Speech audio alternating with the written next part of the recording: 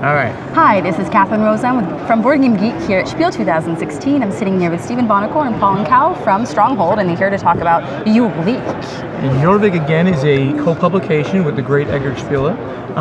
This game is really special. First of all, it's Stefan Feld, right? I mean, nobody's known as more of a great designer. Obviously, in my great designer series of games. And what's really interesting about the history of this game is that it was first done as the unpronounceable, at least to bad English speakers, the Speicherstadt, and the expansion was Speicher, and I apologize to the Germans out there for that. And so it was a very unpronounceable and a dry theme about German warehousing.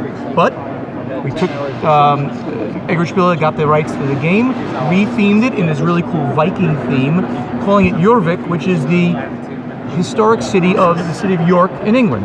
So the Vikings had settled that area a long time before the English did, and so we used that, upgraded the artwork, made it a more approachable theme.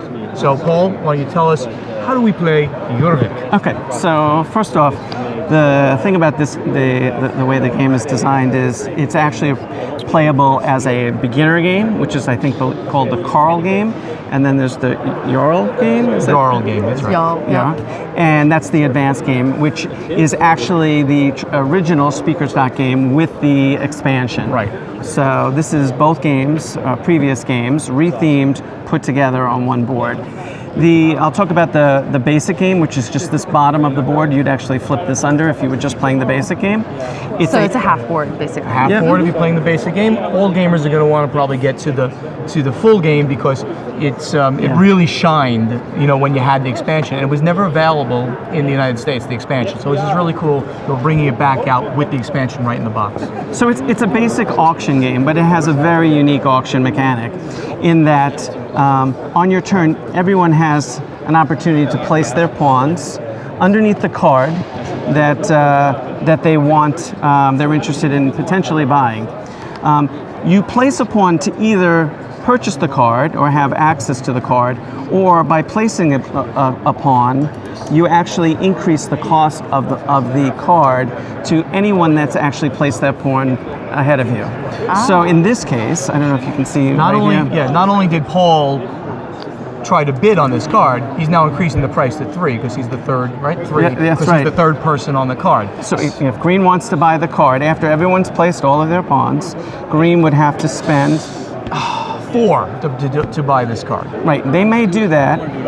They can opt to pass. Then Yellow would have the option to buy it for 3, and if they pass, Red could buy it for 2, and it could be left. So there's some interesting gameplay there because all money that I think people hold is open information. You know how much people have to potentially fulfill all of their auctions. They may not have enough to buy what they want, and that's the basic game. But what really makes the game shine is this expansion and the advanced portion of the game, and that is rather than actually bidding on these cards, you can actually place your pawn on any of the cards that you want, and it's basically reserving that card for you, and then you just move it up to one of these houses, and maybe the next player. But you're also using up that pawn, then. Yes, you definitely have.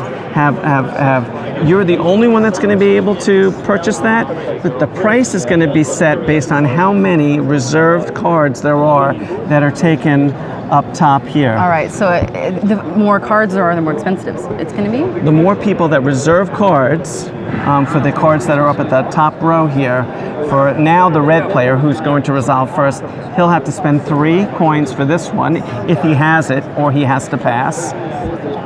If he doesn't buy it, then Green has the option to buy this card for 2, and Yellow has the option to buy So you want to refrain 1. from reserving till a little bit later because you don't want to be the first one to reserve because you might be the first one to have to buy then. But there's certain cards in the game that you really, really need. You may have access to ships that are bringing in goods, and you have the right craftsman that needs that goods. So that's where you really are going to use that mechanic and want to reserve those cards.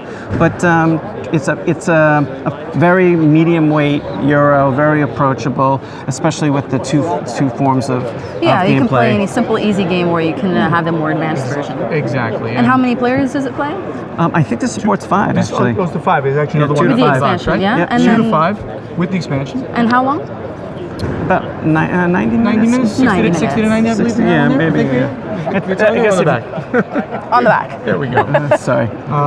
So yeah, so really great, upgraded from the original, and now available basically to everybody across the world in a more interesting theme, I would say, than German warehousing. Great. Thank you so much. That is Jórvík from Stronghold.